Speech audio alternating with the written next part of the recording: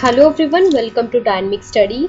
So this is Commerce quiz number 9 and today's topic is Recruitment and Selections. तो इसमें recruitment and selections के 10 questions मिलेंगे जिसमें कि जो मोस्ट इम्पोर्टेंट क्वेश्चंस है एंड इजी लेवल इसलिए होता है क्योंकि रिक्रूटमेंट एंड सिलेक्शन हम जो है बहुत जो कॉमर्स के जो स्टूडेंट्स हैं हम 11-12 से उसको स्टडी करते हैं. So what is recruitment? So recruitment एक प्रोसेस होता है जिसमें कि finding and attracting the potential resources for filling up the vacant positions. कि जो वेकेंट पोजीशंस होती हैं ऑर्गेनाइजेशन में उसके लिए जो है एक पर्सन को चूज करना, फाइंड करना या फिर अट्रैक्ट करना पोटेंशियल रिसोर्सेज को, सो डेट सब लोग वहां पे जो है अपने जो है सीवी दे के जाए और अपनी जो क्वालिफिकेशंस है वो सब जो है उसमें से रिक्रूटमेंट तो ये है कि उनको रिक्रूट करना, उनको अट्रैक्ट करना उस पोस्ट के लिए. एंड सिलेक्शन इज फिर चूजिंग द बेस्ट कैंडिडेट कि उस रिक्रूटमेंट में से जितना जो है लोगों ने जो है एप्लीकेंट्स थे उन सब में से किसी बेस्ट को चूज करना जॉब के लिए, that is selection. So first question is the recruitment and selection process aimed at right kind of. तो recruitment और selection का process है उसका क्या aim होता है? तो aim is at right kind of people at right place, right? तो right answer is A, at the right place. Recruitment और मैन पावर सिलेक्शन प्रोसेस. जो रिक्रूटमेंट और मैन पावर सिलेक्शन प्रोसेस है is the first step in employment of. कि जो recruitment और man power होता है वो किस लिए किया जाता है? एम्प्लॉयमेंट ऑफ किसका एम्प्लॉयमेंट करते हैं? लेबर का, क्योंकि मैनेजमेंट का तो करेगा नहीं, क्योंकि मैनेजमेंट को तो काम है उसको रिक्रूट करना, उसको सिलेक्ट करना. तो बोथ ए एंड बी भी नहीं हो सकते, नन ऑफ अबव भी नहीं हो सकते. तो इन द एम्प्लॉयमेंट ऑफ किसका एम्प्लॉयमेंट करते हैं? लेबर का. So right answer is A, labour. Next is the size of, मतलब इनको मैच करना है कि द साइज ऑफ किसका साइज होता है? लीगल फैक्टर्स का? No. Organisation ability to locate keep good performing people? No. Organisation का हो सकता है द साइज ऑफ ऑर्गेनाइजेशन. तो फर्स्ट ए मैच करता है 3 से. कल्चरल इकोनॉमिक एंड ये सारे क्या है? इन्वायरमेंट है, फैक्टर्स है, और लीगल भी क्या है? एक फैक्टर है. Next is the level of seasonability of operations and जो level of seasonality of operations and यहां पे क्या हो सकता है?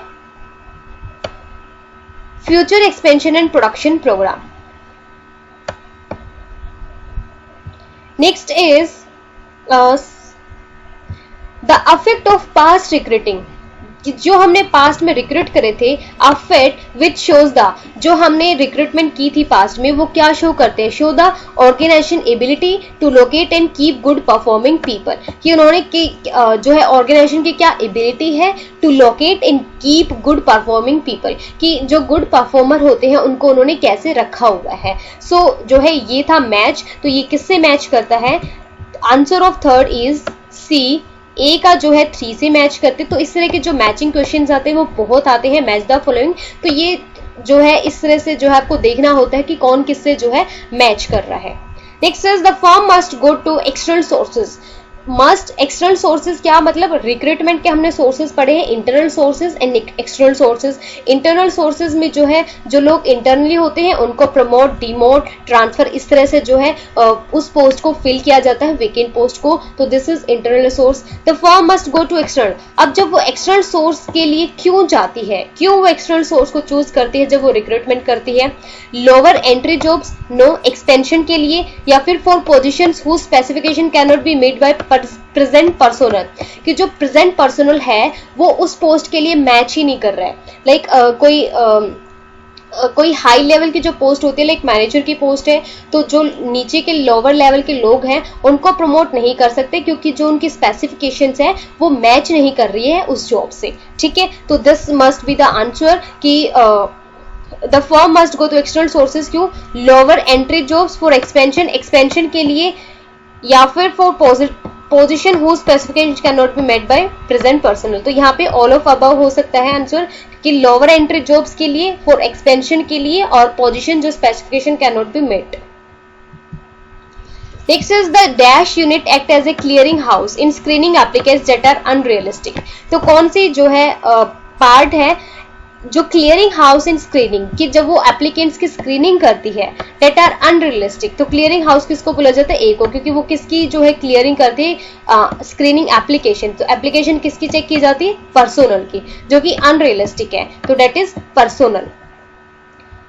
Next is dash are firms that are looked upon as a head hunters, किसको as a head hunters, raiders या फिर pirates by organisation which loss personnel through their efforts, कि जो पर्सनल को खो देते हैं अपने एफर्ट से। तो what is this? Professional institutions, labour unions, recruiting firm या फिर एम्प्लॉयमेंट एजेंसीज। तो right answer is recruiting firm, क्योंकि रिक्रूटिंग फर्म्स क्या करती है? किसी बेस्ट को ही सिलेक्ट करती है, सिर्फ बेस्ट को सिलेक्ट करती है, बाकी पर्सनल्स को वो जो है वहां पे रिजेक्ट कर देती है, तो दैट इज रिक्रूटिंग फर्म्स।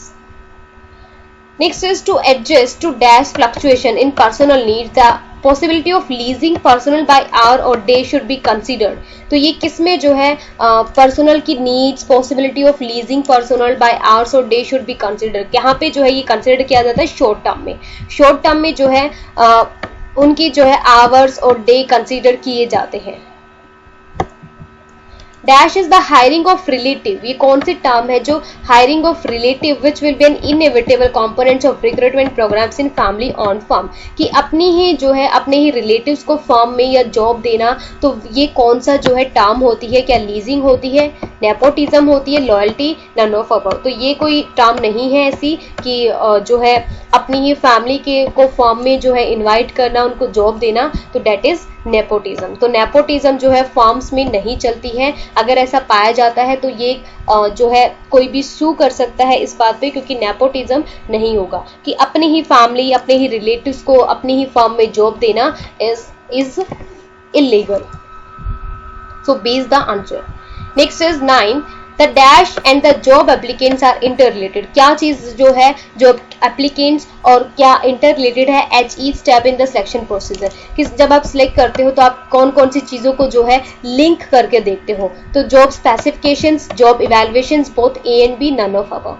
तो हम देखते हैं कि जब हम सिलेक्शन कर रहे होते हैं हम तो किस चीज को जो है इंटररिलेट करते हैं? तो जॉब स्पेसिफिकेशंस को। तो जॉब स्पेसिफिकेशंस क्या है? एक रिटन स्टेटमेंट है जिसमें कि जॉब का देखते हैं, जॉब डिजाइन क्या है, कि जॉब डिजाइन में क्या क्या क्वालिफिकेशंस आपको चाहिए हैं और क्या क्या जो है वहां पे जॉब परफॉर्म करनी है, क्या सैलरी है, तो आप उसको मैच करते हो एप्लीकेंट से। तो जॉब स्पेसिफिकेशन एक वो है जिसमें कि क्वालिफिकेशन, स्पेसिफिक क्वालिटीज लिखी जाती है, experience, physical, emotional, technical and communication skill required to perform job responsibility, कि एक जॉब की रिस्पॉन्सिबिलिटी को फुलफिल करने के लिए जो है करने के लिए आपको क्या क्या चीजें आप एक पर्सन में ढूंढ रहे हैं, तो उसकी क्वालिफिकेशन को मैच करते हैं। तो आप इंटररिलेटेड करते हैं जॉब एप्लीकेंट्स को किससे? जॉब की स्पेसिफिकेशन से। तो जॉब की स्पेसिफिकेशंस में क्या क्या चीजें देखी जाती है कि क्या क्या क्वालिफिकेशंस नीडेड है उस जॉब को परफॉर्म करने के लिए, लेवल ऑफ एक्सपीरियंस कितना होना चाहिए, physical, emotional, technical, communication skill होनी चाहिए। ठीक है, नेक्स्ट जॉब इवैल्यूएशन का भी टॉपिक देख लेते हैं। जॉब इवैल्यूएशन क्या होता है? तो जॉब इवैल्यूएशन एक सिस्टमैटिक वे है determine the value worth of a job, कि एक जॉब की क्या वैल्यू है in relation to other jobs in an organisation, कि एक जॉब दूसरी जॉब से कैसे जो है डिफरेंट है, जॉब ए जॉब बी से कैसे डिफरेंट है, क्या क्या उसमें डिफरेंट रिक्वायरमेंट्स है, क्या क्या स्पेसिफिकेशंस है दोनों की। It tries to make a systematic comparison, मतलब ये एक तरह से कंपैरिजन कर रहा है, डिफरेंस कर रहा है कि एक जॉब की क्या वैल्यू है, दूसरी जॉब की क्या वैल्यू है। Comparison between job to assess their relative worth for the purpose of establishing rational pay structures। अब ये जो है इनकी जो वैल्यू इसलिए देखी जा सकती है क्योंकि अगर हम जब हम रिक्रूटमेंट करते हैं, अगर कि हम जॉब ए के लिए क्या सैलरी देंगे, जॉब बी को हम क्या सैलरी देंगे, वो जॉब की इवैल्यूएशन पे बेस करता है कि इस जॉब बी की क्या वैल्यू है। अगर यहाँ पे मैनेजर की पोस्ट है तो हमें पता है कि मैनेजर की क्या वैल्यू हो सकती है। अगर यहाँ पे हम जो है किसी ऑपरेटर के लिए, किसी लोअर लेवल के वर्कर के लिए कर रहे हैं तो हमें इसकी वैल्यू पता होना चाहिए, तभी हम इसकी जो है पे डिसाइड कर सकते हैं। ठीक है, तो that is job evaluation. And job specification क्या है, जिसमें कि एक स्टेटमेंट होता है जिसमें कि एजुकेशन क्वालिफिकेशंस, क्या क्वालिटीज रिक्वायर्ड है, level of experience, physical, emotional, technical या फिर कम्युनिकेशन स्किल, कि किसी भी जॉब की रिस्पॉन्सिबिलिटीज को फुलफिल करने के लिए क्या क्या चीजें रिक्वायर्ड है। तो answer is A, job specifications, कि हम जो सिलेक्शन के प्रोसीजर पे जो है एप्लीकेंट्स को इंटर रिलेट करते हैं जॉब की स्पेसिफिकेशन से। क्या वो जॉब की स्पेसिफिकेशन, क्या वो जॉब की जो नीड है उसको फुलफिल कर पाएगा, कि जॉब की रिस्पॉन्सिबिलिटी क्या वो उठा पाएगा, क्या उसमें इतना एक्सपीरियंस, उसकी ऐसी क्वालिटीज हैं। Next is the standard of personal is represented by the job specification at developed through, कि जो पर्सनल का स्टैंडर्ड है is represented by the job specifications, ये डेवलप थ्रू, ये किससे डेवलप किया जाता है, जॉब एनालिसिस से। कि जॉब एनालिसिस में जो है दो चीजें होती हैं, जॉब एनालिसिस में जॉब को डिस्क्राइब करना, ठीक है, जॉब डिस्क्रिप्शंस और जॉब का इवैल्यूएशंस, ठीक है। तो ये जो है स्टैंडर्ड पर्सनल का रिप्रेजेंट बाय जॉब स्पेसिफिकेशंस, कि जॉब की स्पेसिफिकेशन कहाँ पे जो है दिखाई जाती है, जॉब एनालिसिस में, develop through job analysis. Job analysis के ही 2 पार्ट्स हैं, जॉब एनालिसिस के जो है 2 पार्ट्स है, जॉब की जो है स्पेसिफिकेशंस, कि जॉब की स्पेसिफिकेशंस क्या है, और जॉब की डिस्क्रिप्शन, कि एक तो जॉब को डिस्क्राइब करता है और एक जॉब की में अगर कि क्या क्या स्पेशलिटीज होनी चाहिए, ठीक है। तो जॉब एनालिसिस यहाँ पे आता है, और जॉब की जो है स्पेसिफिकेशंस और जॉब के डिस्क्रिप्शंस। तो डिस्क्रिप्शंस में क्या आता है, जॉब के डिस्क्रिप्शन में आता है जॉब का टाइटल क्या है, जॉब की लोकेशन क्या है, जॉब की समरी क्या है, ये सब वर्किंग कंडीशंस क्या रहेगी। और जॉब की स्पेसिफिकेशंस में आती है आपकी क्वालिफिकेशंस, क्या एक्सपीरियंस नीडेड है, क्या स्किल्स होनी चाहिए, क्या रिस्पॉन्सिबिलिटीज होंगी, ठीक है। तो यहाँ पे जो है 10 क्वेश्चंस कंप्लीट होते हैं। तो अगर कोई भी प्रॉब्लम है तो कमेंट सेक्शन में पूछ सकते हैं। सो आपको जो है क्विज का सेशन कैसा लगा तो वो मुझे बता दीजिएगा। So thank you so much, keep on watching, keep on learning.